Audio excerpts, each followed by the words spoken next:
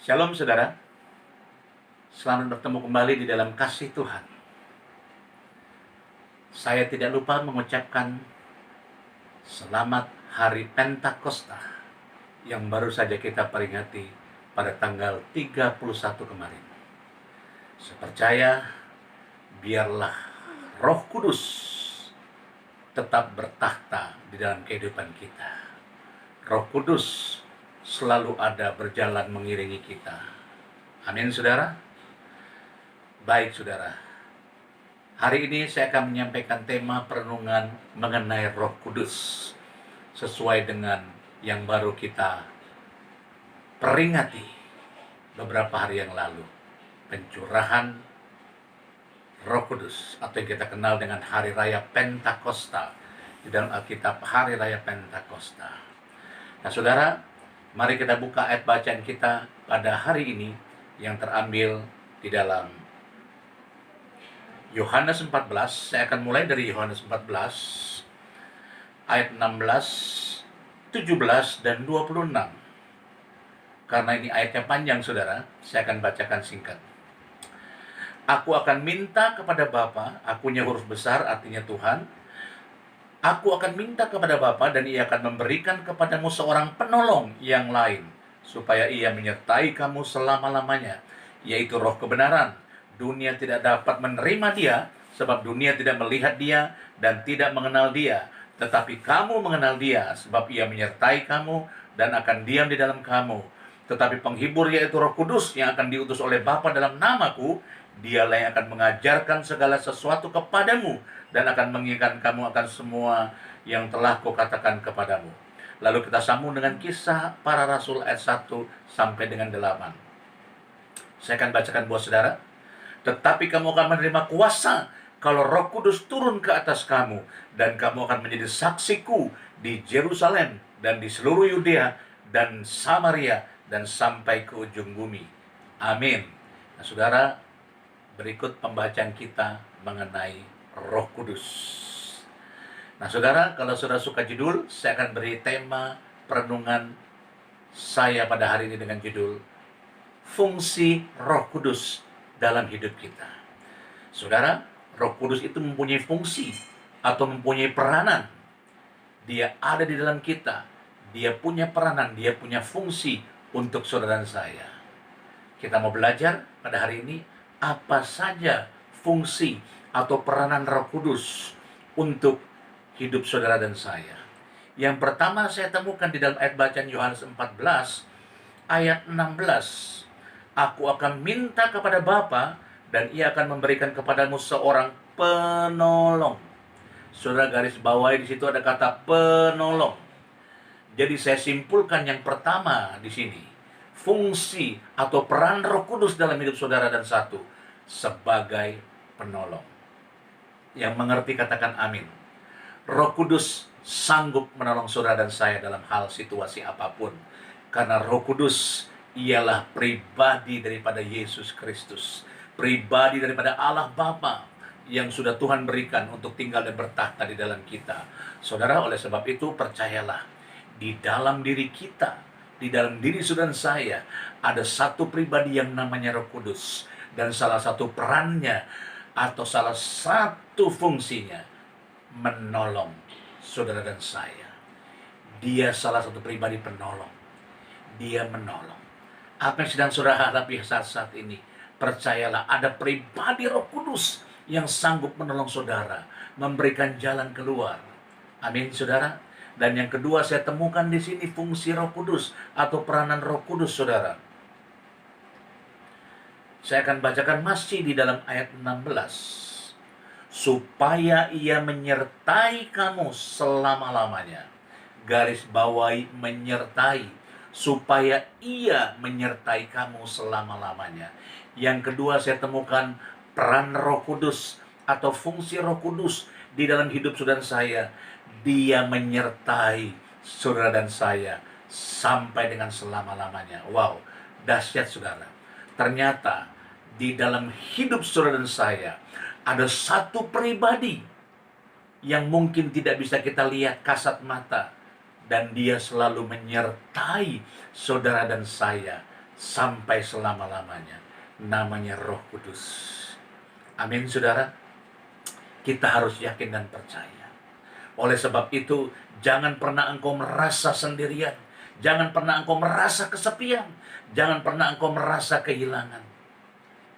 Karena masih ada satu pribadi yang selalu menyertai saudara dan saya di dalam kesesakan, di dalam kesusahan, di dalam kesendirian, yaitu Roh Kudus.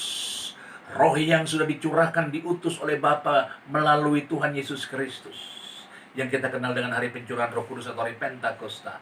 Dia selalu menyertai saudara dan saya. Yang ketiga, saudara, saya temukan fungsi atau peran Roh Kudus. Itu terdapat di dalam ayat 26. Masih dalam bacaan kita, saudara, Yohanes 14. Kita masuk di dalam ayat 26. Tetapi penghibur, yaitu Roh Kudus, yang akan diutus oleh Bapakku di dalam namaku. Nah, saudara, yang ketiga saya menemukan bahwa fungsi atau peran Roh Kudus dalam hidupku ialah menghibur. Sebagai penghibur di saat saudara dalam kesesakan, di saat saudara dalam kekhawatiran, di saat saudara dalam belenggu atau dalam apapun yang membuat kondisi saudara tidak enak. Percayalah, ada satu pribadi Roh Kudus yang senantiasa memberikan penghiburan, memberikan kekuatan untuk saudara saya. Mungkin saat ini saudara sedang merasa sendirian. Mungkin saat ini saudara sedang merasa sedih. Mungkin ada di antara saudara yang mendengarkan pesan ini sedang merasakan tidak mengalami hal yang baik dalam hidup kita. Percayalah, ada satu pribadi yang senantiasa akan menghibur saudara dan saya. Namanya Roh Kudus. Namanya Roh Kudus. Saudara, jangan sia-siakan. Jangan engkau acuhkan. Roh Kudus diam dan tinggal di dalam kita. Dia menghibur saudara dan saya di dalam kesesakan. Yang mengerti, katakan amin. Selanjutnya saya temukan, saudara, masih di dalam bacaan kita, di dalam Yohanes 14, masih di dalam ayat 26b. Dialah yang akan mengajarkan segala sesuatu kepadamu. Nah, saudara, yang keempat saya temukan fungsi atau peran Roh Kudus mengajarkan kita. Nah, saudara, terkadang kita sebagai manusia kita suka lupa, kita suka lalai, terkadang kita suka lengah. Tetapi ada satu pribadi Roh Kudus yang senantiasa mengajar kita. Dia mengajarkan yang baik, dia mengajarkan yang benar, dia mengajarkan sesuai dengan firman-Nya. Dia akan menuntun saudara ke dalam jalan yang benar. Pribadi itu namanya Roh Kudus. Saudara, percayalah, Roh Kudus akan mengajar saudara dan saya untuk saudara dan saya berjalan di jalan yang sudah ditetapkan Tuhan. Untuk saudara dan saya berjalan menurut kehendak Bapa. Dia akan mengajarkan kita, saudara, untuk melakukan yang baik dan menjauhkan yang jahat. Yang mengerti, katakan amin. Yang kelima saya temukan masih dalam bacaan kita, Yohanes 14. Dan Yohanes 14 masih dalam ayat 26. 26 yang terakhir ya, 26c. Dan akan mengingatkan kamu akan semua yang telah kukatakan kepadamu. Saudara, ada kata mengingatkan di sana.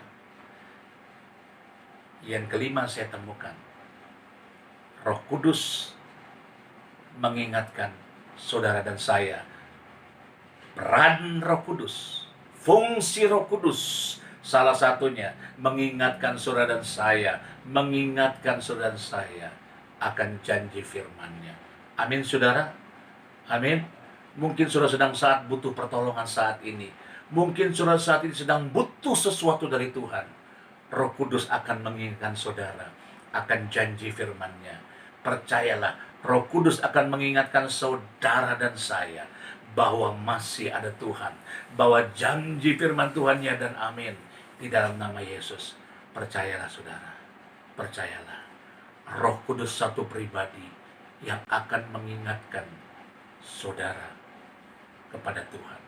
kepada janji-janjinya. Yang mengerti katakan amin.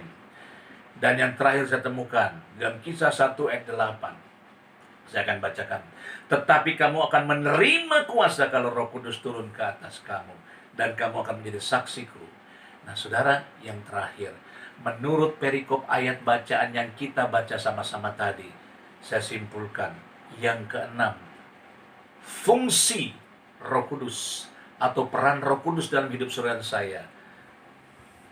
Dia memberikan kuasa kepada saudara dan saya untuk menjadi saksinya, untuk memberitakan Injil. Saudara, luar biasa bukan? Sangat lengkap peran Roh Kudus, fungsi Roh Kudus. Saya review kembali. Yang pertama, menolong kita. Dia menyertai kita. Yang kedua, yang ketiga, dia menghibur kita di dalam kesesakan. Yang keempat, Roh Kudus mengajarkan kita. Jikalau kita lengah, kita lupa, kita lalai. Yang kelima, dia mengingatkan kita di saat kita dalam kesesakan butuh pertolongan. Roh Kudus mengingatkan kita akan janji Tuhan. Yang keenam, yang terakhir, Roh Kudus memberikan saudara dan saya kuasa untuk menjadi saksinya, untuk memberitakan Injil. Nah saudara, jangan pernah sia-siakan pribadi Roh Kudus yang ada dan tinggal di dalam diri kita, saudara. Oleh sebab itu, terus bersekutu dengan kuasa Roh Kudus, terus aktifkan kuasa Roh Kudus. Jangan engkau acuhkan Roh Kudus, jangan engkau diamkan Roh Kudus, jangan engkau biarkan dia berduka. Alkitab katakan, jangan dukakan Roh Kudus. Caranya gimana, saudara? Ajak Roh Kudus bersekutu dengan kita melalui doa, pujian, penyembahan, melalui pembacaan firman Tuhan. Kita sedang mengaktifkan kuasa Roh Kudus dalam diri kita, karena dia satu pribadi. Dia satu pribadi Allah yang hidup. Dia ada dalam kita. Oleh sebab itu saudara, mari biarlah hidup saudara dan saya senantiasa dipenuhi oleh kuasa Roh Kudus dan mengandalkan Roh Kudus. Mari kita tundukkan kepala. Bapak, terima kasih. Kami bersyukur buat hari ini kami boleh belajar tentang peran fungsi Roh Kudus dalam hidup kami. Ampuni kami kalau selama ini kami acuh tak acuh. Kami terkadang cuek dengan pribadi Roh Kudus. Ampuni kami Tuhan. Ajar kami untuk senantiasa bersekutu dengan pribadi-Mu Roh Kudus. Di dalam nama Yesus berkomunikasi dimanapun kami berada, 24 jam terus berkomunikasi dengan Tuhan. Di dalam nama Yesus. Terima kasih buat firman-Mu pada hari ini. Di dalam nama Yesus. Amin.